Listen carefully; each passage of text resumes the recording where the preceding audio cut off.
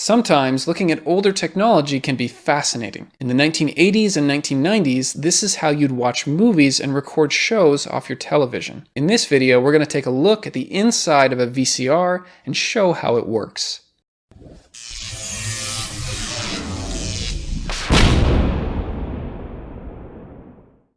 This video is sponsored by NordVPN.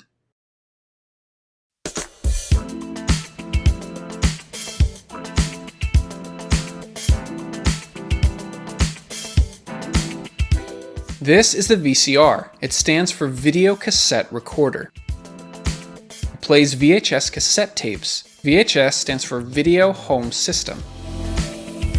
Take the tape, push it in, press play, and there's your movie.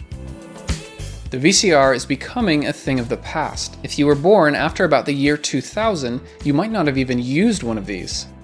Nowadays, there's DVDs and Blu-ray. But why use these when you can just stream everything off the internet? The VCR is probably not going to make a comeback, but to me, this is still a fascinating piece of technology. To really understand it, we need a little bit of background.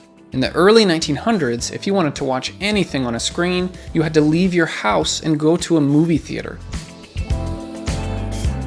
Black and white televisions made their way into homes by the 1950s.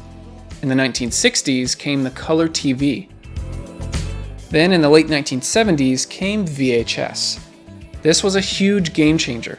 Previously, you were limited to what was being broadcast at that time. So if a TV program was on at 7 p.m., then you had to be in front of your TV at 7 p.m. There was no way to record it. With VHS, you could now record TV programs and bring home your favorite movies to watch whenever you wanted. This was a big deal.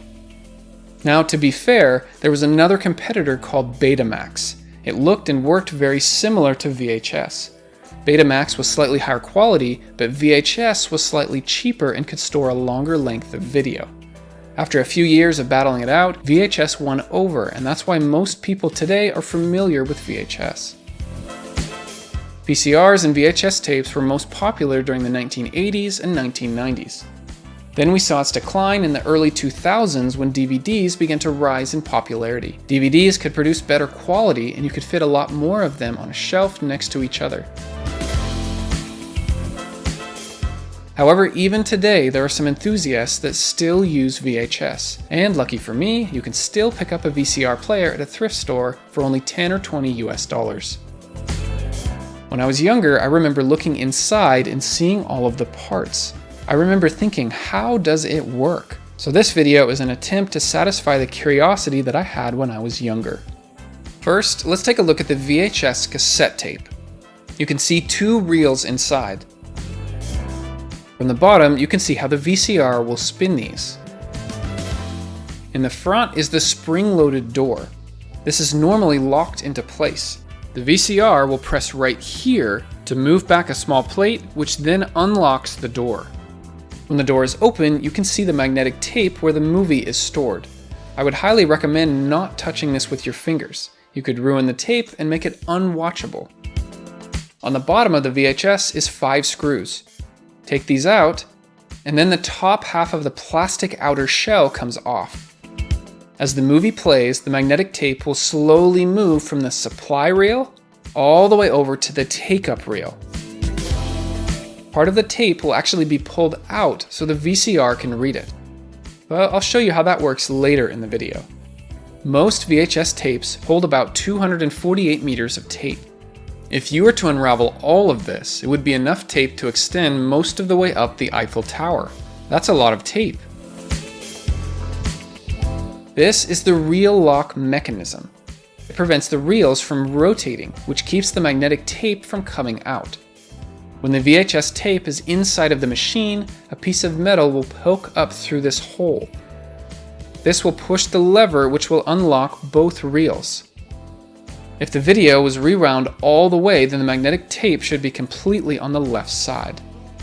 I can still remember the old stickers on VHS rentals that would say, "Be kind, rewind." Sometimes you would get charged a small fee if you didn't rewind it. Now let's look at the actual VCR player. After undoing a few screws, part of the case usually comes right off.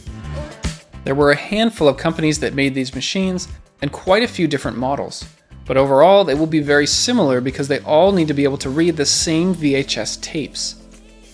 Here's a few of the main parts. The circuit board, which controls most of the electronics, the power cord, which comes to the back of the machine and connects to the circuit board, the motor, which runs most of the mechanical operations, the RF tuner, which reads channels being broadcast over the air, and the actual VCR mechanism is right here in the center of the machine. There is a complex system of gears to move the mechanical parts of the machine. Let's start here with the carriage loading assembly. This is where you insert the VHS tape. The mechanism takes over and lowers it down. Did you catch all that? There were many things that just happened at once. Let's see it again.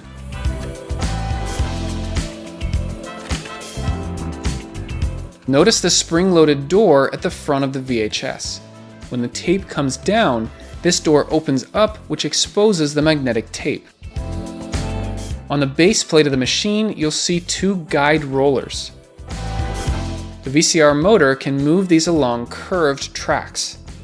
When the tape is inserted, the guide rollers will fit right into these holes on the bottom of the VHS. When the guide rollers move, it pulls the tape along with it.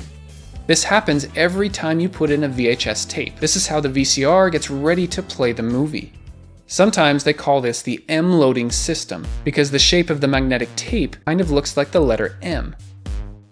The tape is wrapped around the drum. This is the part that reads information on the magnetic tape. You might be thinking, the drum is crooked, isn't it? Did somebody put it in wrong? Maybe it's broken? Nope, this is intentional. It's supposed to be tilted by just a few degrees. Later in the video, I'll show you why. But first, let me show you a few more of the parts. This is the capstan, and this is the pinch roller. When the machine is in play mode, the roller spins, which will slowly pull the tape. It's important to keep the magnetic tape pulled tight against the drum. That's the job of the two tension arms right here and here. This is the erase head.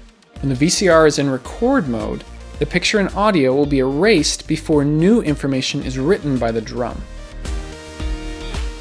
This is the audio and control track head.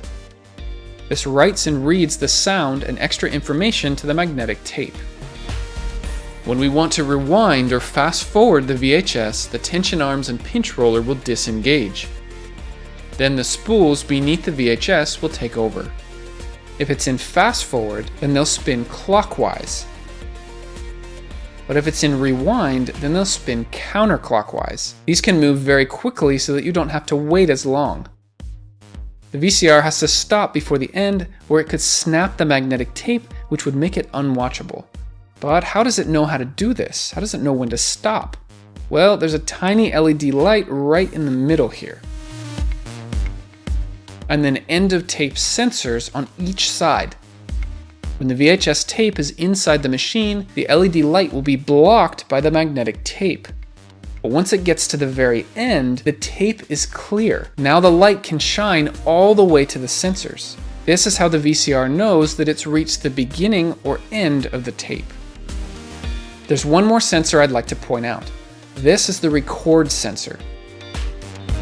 There's a little square tab on the front of the VHS tape. This is what tells the VCR sensor whether it's okay to record or not. If there's a tab there, then the VCR will let you record on the tape. But if it's been broken off, then the VCR will prevent you from recording. This is why store-bought VHS movies wouldn't have the tab. It would be a shame to record over a priceless movie.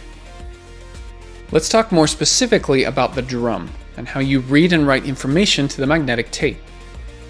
On the side, you'll see several small holes. These are the heads that can read or write the information. Some machines only have 2 of these, but higher quality machines will have up to 6 heads. Sometimes the front of your VCR will actually tell you how many heads are in the drum.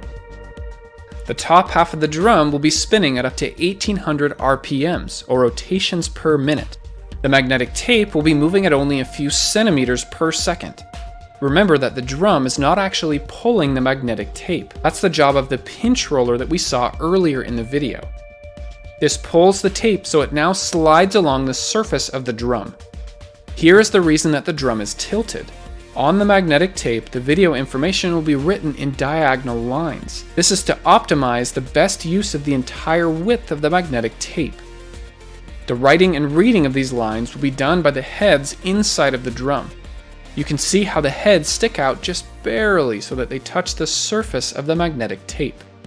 So the heads are spinning around, and then the tape is slowly being pulled. If you follow the magnetic patterns, the heads will be tracing along these diagonal lines. This is referred to as helical scan. It's the method for how they read and write information to the magnetic tape. These heads are sensitive to the magnetic patterns on the tape. This makes a signal which moves through the electronics and up to your TV, where it is then converted into the picture that you see. If your VCR is in record mode, the video signal from your TV will be converted into magnetic patterns that will then be stored onto the magnetic tape. Once the magnetic tape gets past the drum, it then comes past the audio and control track head. This will read and write sound information to the very top of the magnetic tape. Remember, the green diagonal lines, that's the video information, what you see on the TV screen. And the blue at the top, that's the sound information, or what you hear from your TV. Then the bottom of the tape is used for extra information that tells the VCR how fast to move the magnetic tape. For those who remember, this was the result of the tape speed setting. You could fit more video onto your tape in exchange for lower quality playback. Some VCRs had a feature called hi-fi audio, which is basically higher quality sound. It had two specific audio heads inside of the drum. The sound information could be written in the same space as the video. The audio would be written deeper inside so that it wouldn't be confused with the video signal. When you're all done, it's time to eject the tape. We basically just do everything in reverse. The tension arms go back in, then the pinch roller comes out, the magnetic tape goes back in, the VHS door closes, and the tape comes out of the machine. Notice this lever on the right side. When it gets bumped, it will then pull open the outer door so the VHS tape can come through. There are a handful of controls on the front of the VCR. Each one of these controls has a corresponding button on the circuit board. Press the control, and inside this moves a small lever which then presses the button. This is how you control the VCR player. Knowing how complex a VCR is, it's amazing that they hold up for so long.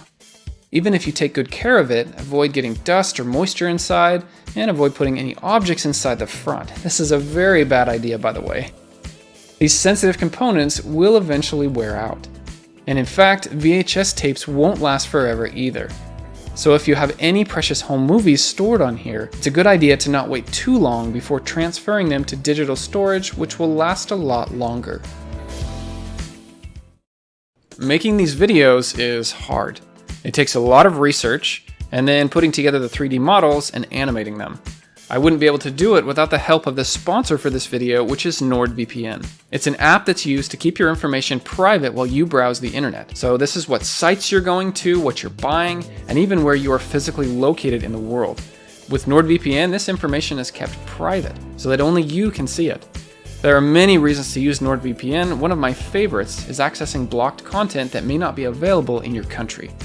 When you open up the NordVPN app, all you have to do is click on the Quick Connect button and you're in. Now just use the internet like you normally would.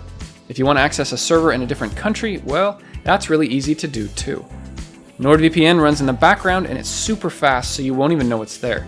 You can protect all your devices like Windows, Android, iOS, macOS, Linux, and VCR. Oh wait, scratch that last one. But for real, 30-day money-back guarantee, so you have nothing to lose by just trying them out. To get your exclusive deal plus a major discount, go to nordvpn.com/JaredOwen.